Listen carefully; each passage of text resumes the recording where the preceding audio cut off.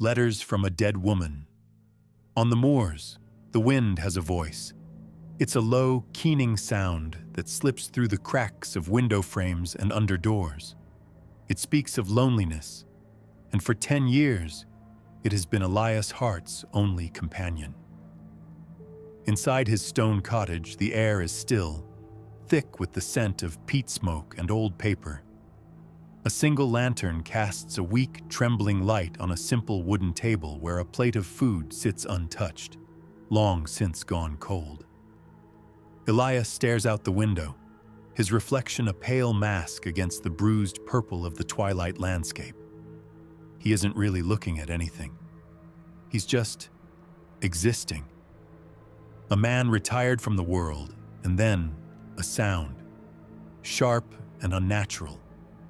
A crisp, slicing noise that cuts right through the moan of the wind. It's the sound of thick paper sliding across the stone floor beneath his door. Elias startles, his trance broken. It's too late for the postman, far too late. He rises slowly, his joints protesting, and approaches the door like one might approach a sleeping wolf. There on the cold flagstones is an envelope. It's made of heavy, cream-colored paper, the kind you don't see anymore, and it's sealed not with glue, but with a smear of dark red wax. He picks it up. It feels heavy, substantial. There's no address, no stamp, just his name, written in an elegant, looping script. With a tremor in his fingers he doesn't understand, he breaks the seal. The paper inside is just as thick and unfolds with a soft crackle. There's only a single line of text. In the fading lantern light, he squints to read the ornate handwriting. My dearest, I've waited so long for you to come home. Section 1. The first correspondence. Elias reads the line again and again. The words are intimate, possessive, and make no sense at all. Home. He'd bought this cottage a decade ago, a ruin he slowly brought back to life. It had been empty for a century before that. He turns the letter over, searching for a signature, an explanation, anything. At the very bottom, in small, precise script, are 2 words and a number. Cora Ames, 1892. A prank. It has to be. Some local kids with a twisted sense of humor. He feels a prickle of annoyance, a violation of the solitude he has so carefully built. He crumples the letter, ready to toss it into the fire, but something makes him pause. The quality of the paper, the authentic-looking ink. He smooths it out again and places it on the mantelpiece, a strange curiosity he'll deal with in the morning. But he doesn't. A week crawls by. The wind speaks, the fire burns, and his food grows cold. The letter stays on the mantelpiece like a silent accusation. He finds his eyes drifting to it, the single baffling line repeating in his head. I've waited so long for you to come home. The next week, another letter arrives, in the same impossible way, slipped under his door right at twilight. This time he's waiting for it. His heart thuds against his ribs as he snatches it up. Same paper, same dark red wax. He tears it open with more eagerness than he has felt in years. This one is longer. The nights grow so cold without you. Do you still have the old clock on the mantel? My father gave it to us. He said its ticking was the heartbeat of the house. I pray you have not let it fall silent. And your watch, the one your grandfather gave you. I remember you showing me the inscription on the back. Tempus fugit, amor maneo. Time flies, love remains. Does it remain, my dearest? Elias drops the letter. His hand flies to his waistcoat, to the pocket watch that has sat there, silent, for 20 years. He hasn't looked at it in an age. He fumbles it open. There on the inside of the silver casing, tarnished by time, are the exact words from the letter. Tempus fugit, amor mane. No one knew about that inscription. No one. That night, sleep is impossible. The wind no longer moans. It whispers.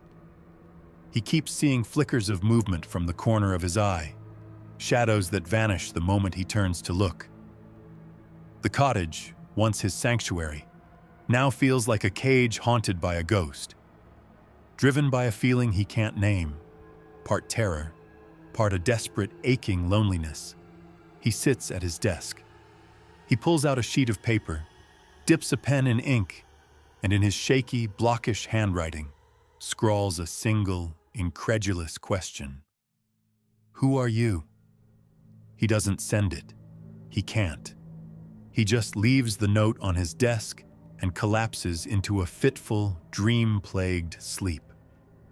Section 2. The Obsession. The reply comes the very next evening, as if she'd heard his silent question. You know who I am. You have simply forgotten. My name is Cora, and I am your heart. The voice in the letter is gentle, almost chiding, like a lover reminding him of a secret joke. And in that moment, Elias's world breaks. The idea of a prank shatters against the impossible reality of the correspondence. He isn't being tricked. He's being haunted. And a part of him, a part that has been asleep for a decade, welcomes it. He begins to write back in earnest, telling her about his life, about its quiet emptiness. He asks about hers, and she answers. Her letters arrive like clockwork, every other day now. He reads them aloud, her soft, cultured voice from another time seeming to fill the silent cottage. She tells him about her life on these moors back in 1892. She describes the cottage not as his ruin, but as a home filled with light and laughter. She speaks of a great love she shared with a man in that house. A man, she implies, who is him. Do you remember the day we planted the rowan tree by the gate? A letter asks. You said it would keep evil spirits away. It did not work, my love.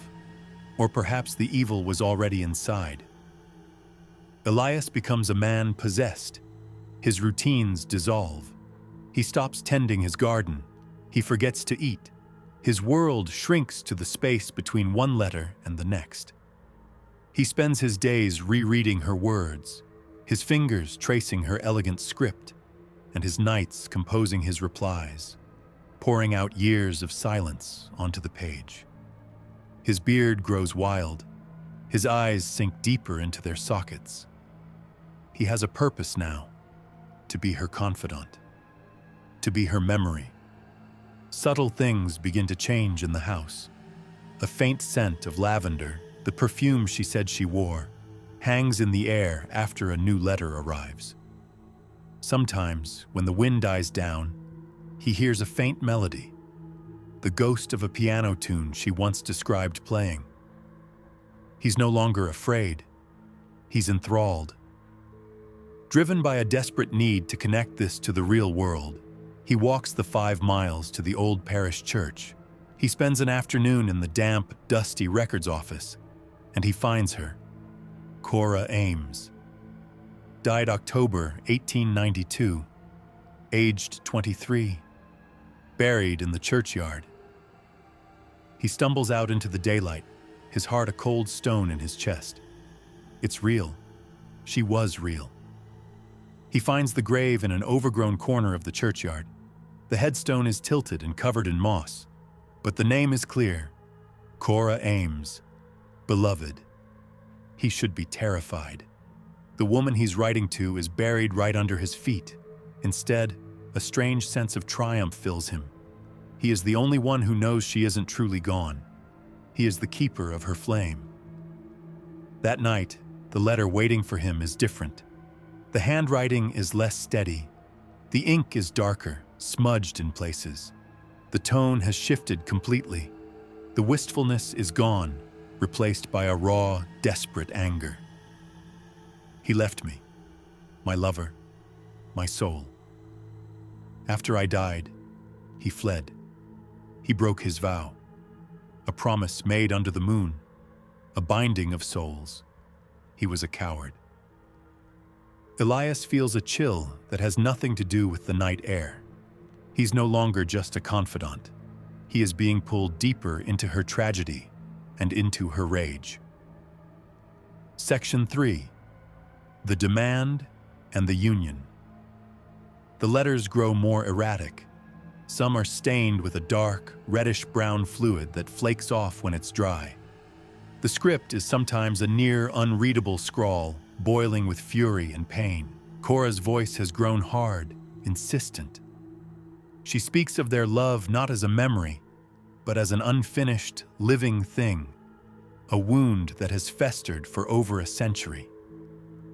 Then comes the demand. The letter is short. The paper feels strangely damp. He never finished it. The vow.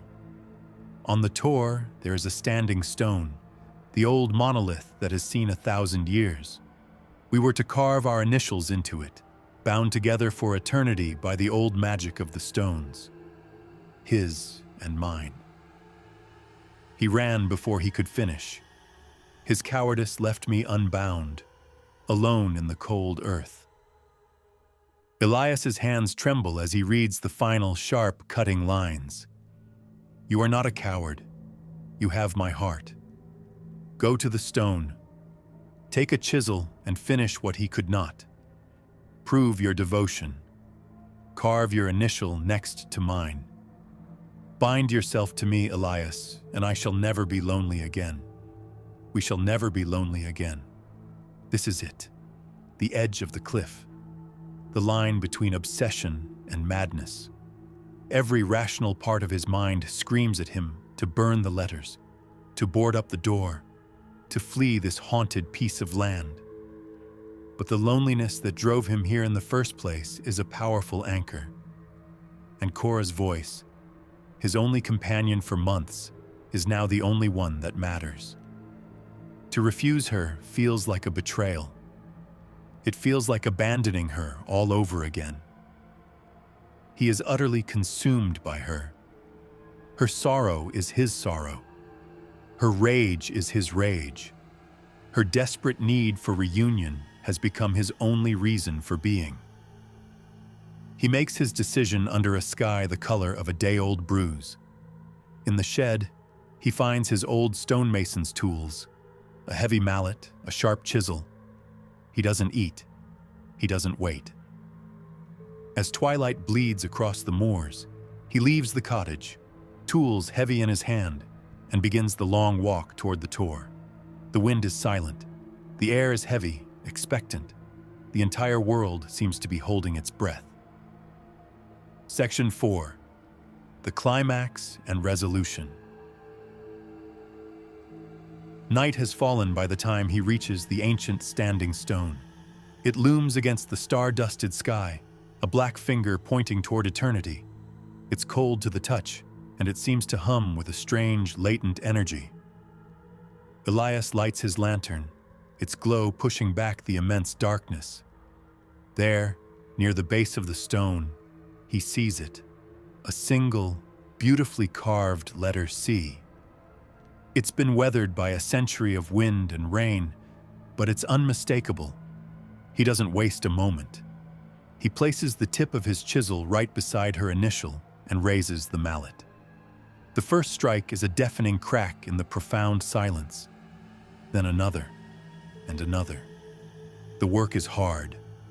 His arms ache, his breath comes in ragged gasps, but he doesn't stop. He is carving an E for Elias. He works with a feverish intensity, sweat and tears mixing on his face. He's no longer just carving a letter, he's fulfilling a destiny. He's correcting a history, answering the call of a love that defies death itself.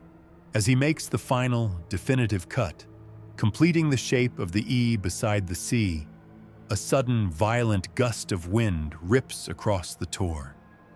It extinguishes his lantern in an instant, plunging him into absolute suffocating blackness. The silence that follows is deeper than any he has ever known, and in that silence, he hears it. A soft, contented sigh, so close it could be his own breath, and a woman's whisper right beside his ear. At last. A year later, the cottage is filled with light and noise. A new family has moved in, a new life. A little girl, no older than 6, laughs as she chases a ball across the floor. "Go and check the post, love," her mother calls from the kitchen, the sounds of unpacking echoing through the house. The girl runs to the front door and opens it. There, on the doormat, sits a single thick envelope. It's made of heavy, cream-colored paper, sealed with a smear of dark red wax. Puzzled, the mother takes it from her daughter's hand. There's no stamp. It's simply addressed to the new resident. Curious, she breaks the seal. The paper inside unfolds with a soft crackle. She looks at the handwriting. It's an elegant, yet distinctly masculine hand. The letter begins with a single line. "My dearest, I've waited so long for you to come home." If you enjoyed this story, please subscribe for more short films. What do you think really happened to Elias? Let us know what you think in the comments below.